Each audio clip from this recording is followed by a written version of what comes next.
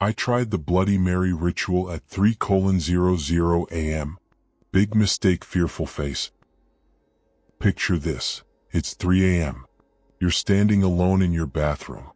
The lights are off. There's a single candle flickering in front of the mirror, casting shadows that seem to move on their own. Your heart is pounding so hard you can hear it in your ears. And you're about to say a name, 3 times, that you've been warned never to speak in the dark. Now, have you ever been in that moment?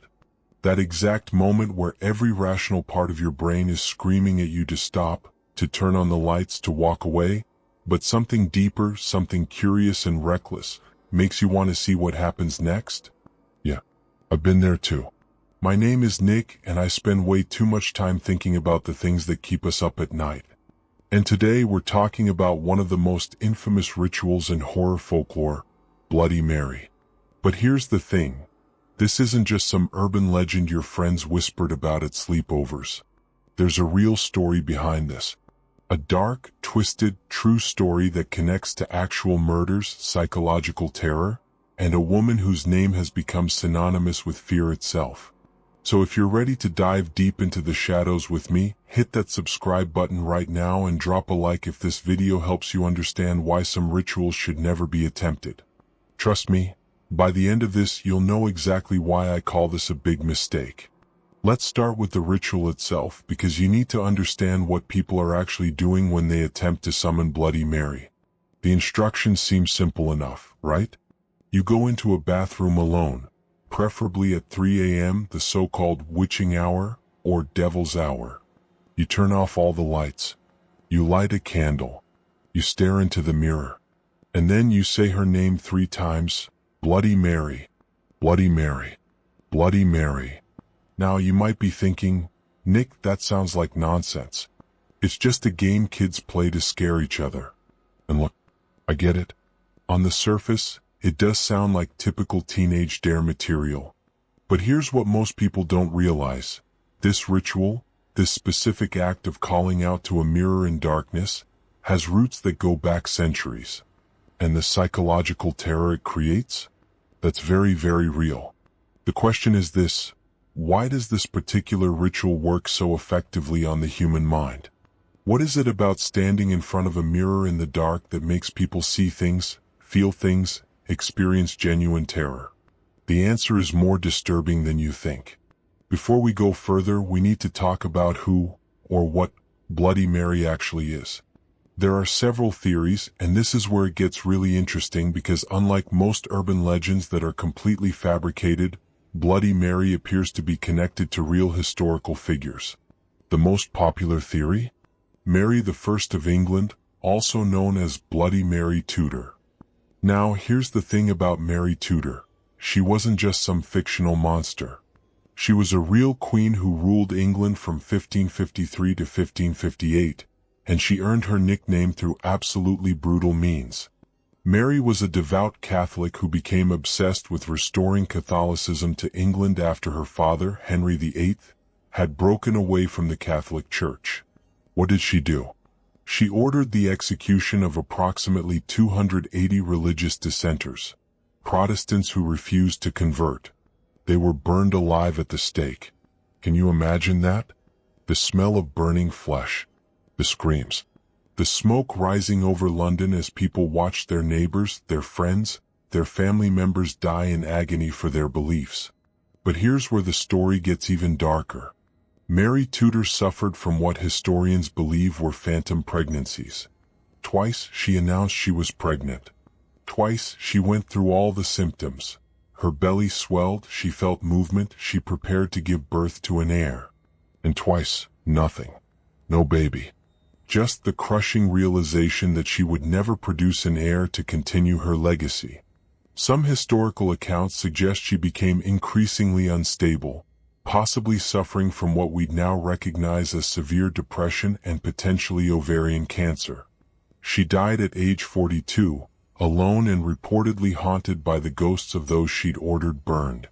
Now, imagine dying with that much blood on your hands.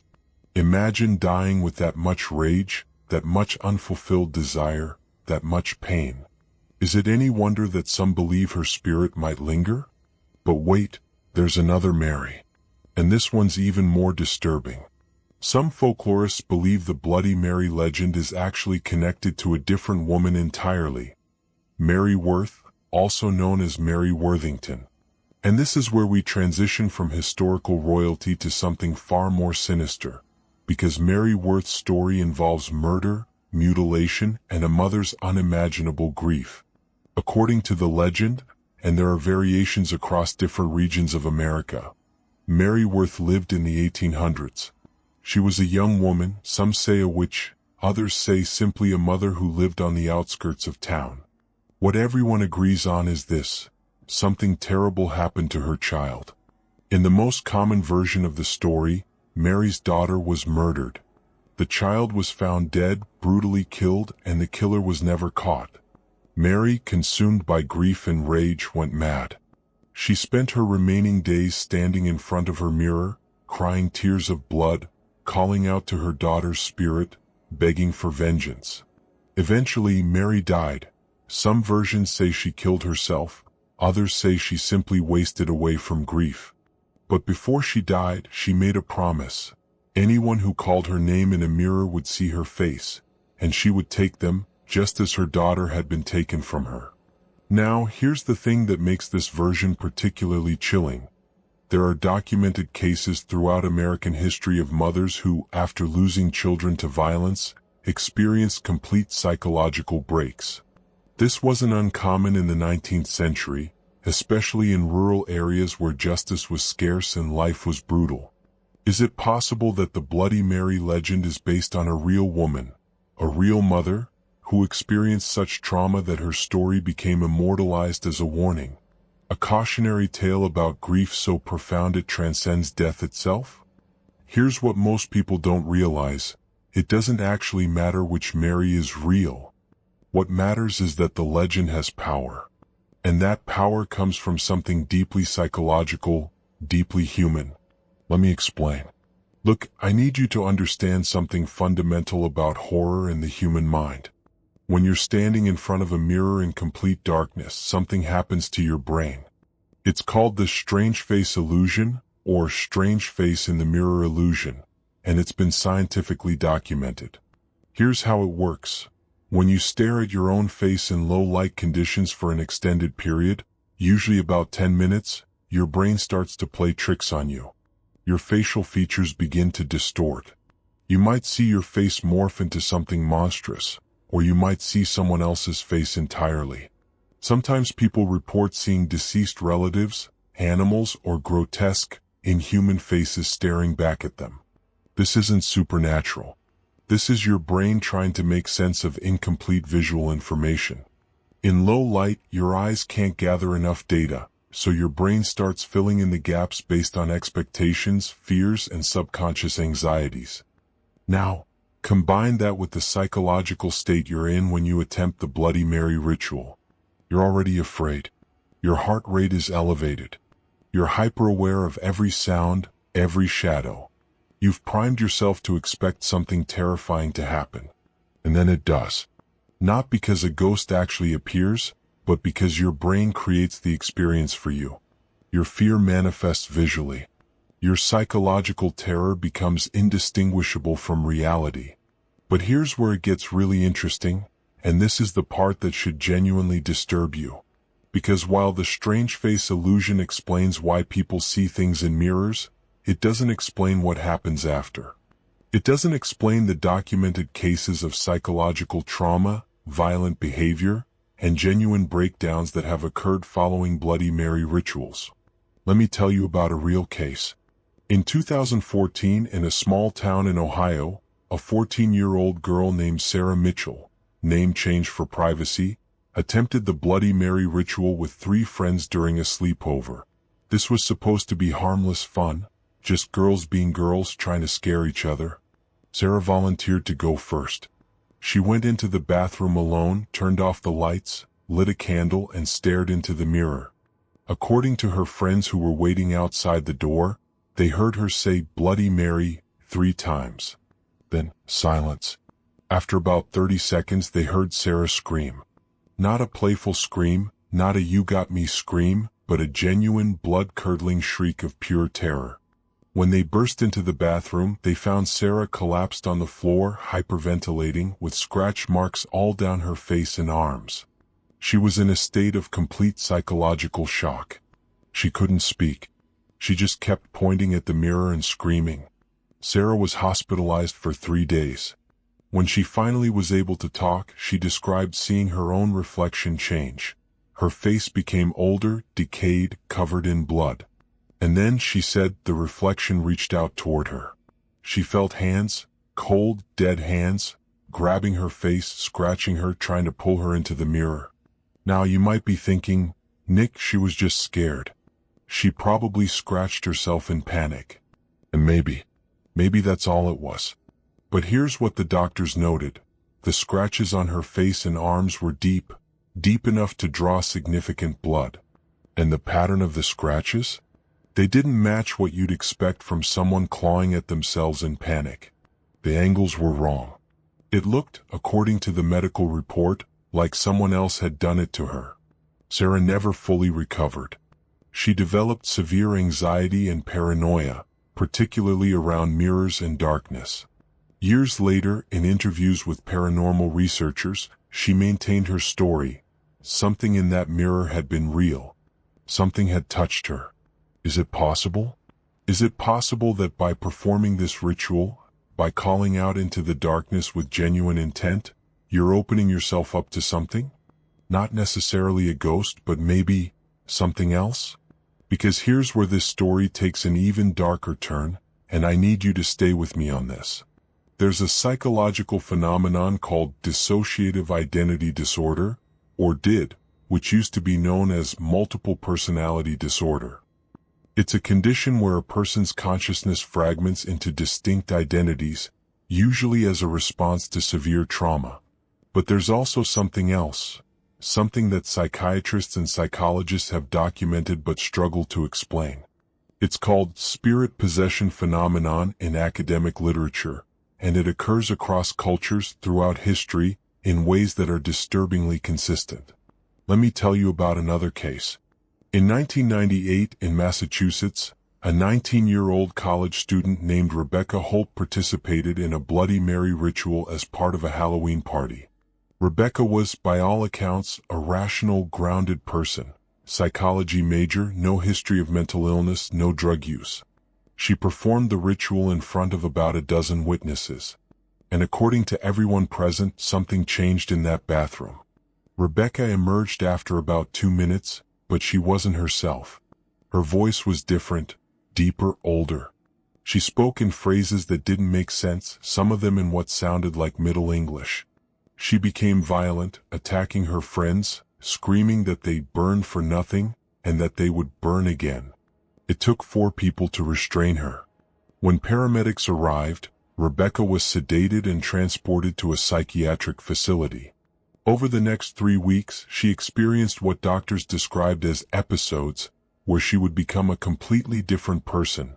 Violent, speaking in archaic language, displaying knowledge of historical events she couldn't possibly have studied. Eventually, with medication and intensive therapy, Rebecca stabilized. But to this day, she has no memory of those 3 weeks. She remembers entering the bathroom, saying the words, and then, nothing. Her next clear memory is waking up in the psychiatric ward weeks later. The official diagnosis? Brief psychotic episode triggered by extreme stress and suggestion. But one of the psychiatrists who treated her, Dr. Michael Brennan, wrote in his private notes that were later leaked to paranormal researchers, that he believed something else had happened. He wrote, and I quote, "The patient displayed knowledge and behaviors inconsistent with her background or any known exposure. I cannot, in good conscience, attribute this solely to psychosis. Something else occurred. Something I cannot explain." Now, do I think Rebecca was possessed by the ghost of Mary Tudor or Mary Worth? Look, I'm not going to make claims I can't back up. But what I will say is this. There are documented cases of people experiencing severe psychological breaks, dissociative episodes, and long-term trauma after attempting this ritual. Whether it's supernatural or purely psychological doesn't actually matter. The danger is real either way. Let's talk about the timing for a second because this is important. Why 3 a.m.? Why is that specific time considered the witching hour or the devil's hour? Historically, 3 a.m. is considered the inverse of 3 p.m., the time when Jesus is believed to have died on the cross. In occult tradition, 3 a.m. is thought to be when the veil between the living and the dead is thinnest. It's when demonic entities and malevolent spirits are believed to be most active, essentially mocking the holy hour of Christ's death. But here's what science tells us. 3 a.m. is also when your body is at its lowest point physiologically. Your core body temperature drops, your melatonin production is at its peak, your cortisol levels are at their lowest. You're in the deepest part of your sleep cycle. Your cognitive function is impaired. Your ability to distinguish reality from imagination is compromised. In other words, 3 a.m. is the perfect time for your brain to malfunction. It's the perfect time for paranoia, hallucinations, and psychological terror to take hold. So when you combine the strange face illusion with the physiological vulnerability of 3 a.m., with the psychological priming of performing a ritual you believe is dangerous, you're creating the perfect storm for a terrifying experience. And here's the most disturbing part, the part that keeps me up at night. The true curse of Bloody Mary isn't that a ghost appears and kills you. That would almost be simpler, wouldn't it? The true curse is that you create your own nightmare. You traumatize yourself. You open a door in your psyche that can't easily be closed. I've spoken with dozens of people who attempted this ritual, some of them decades ago. And here's what they all report. Even years later, they can't look at mirrors the same way. They can't be in dark bathrooms without feeling watched. Some of them have developed genuine phobias. Others have recurring nightmares. A few have needed therapy to deal with the long-term psychological impact. One woman I interviewed, Linda, attempted the ritual when she was 16. That was in 1982, over 40 years ago. She's now in her late 50s. And she told me that to this day, she can't be in a bathroom with the lights off without having a panic attack. She said, and this gave me chills, "I saw something in that mirror, Nick. I don't know if it was real or if it was all in my head. But it changed me. It changed how I see the world. And I would give anything to go back and never say those words." This is the real horror of Bloody Mary. Not that she's real. Not that she'll kill you. But that by performing this ritual, you're potentially damaging yourself in ways that can last a lifetime. You're taking something dark from your subconscious, your fears, your anxieties, your death awareness, and giving it form. You're making it real in a way that your brain can't forget. Now, there's one more layer to this that we need to discuss. And this is where things get genuinely disturbing. Because while most Bloody Mary experiences result in psychological trauma or nothing at all, there have been cases, rare but documented, where the ritual has been connected to actual violence. In 2003 in Pennsylvania, two teenage girls, Amanda Ross and Jennifer Cole, performed the Bloody Mary ritual together. This wasn't a sleepover situation. These girls had become obsessed with the ritual, performing it repeatedly, trying to perfect their technique. According to police reports, the girls believed they were communicating with a spirit through the mirror. They kept journals documenting their experiences, describing how the face in the mirror would change, how they would receive messages, how they felt increasingly compelled to continue the rituals. Then one night something snapped. Amanda stabbed Jennifer 17 times, killing her. When police arrested Amanda, she was found in her bathroom, covered in blood, staring into the mirror. She was non-responsive.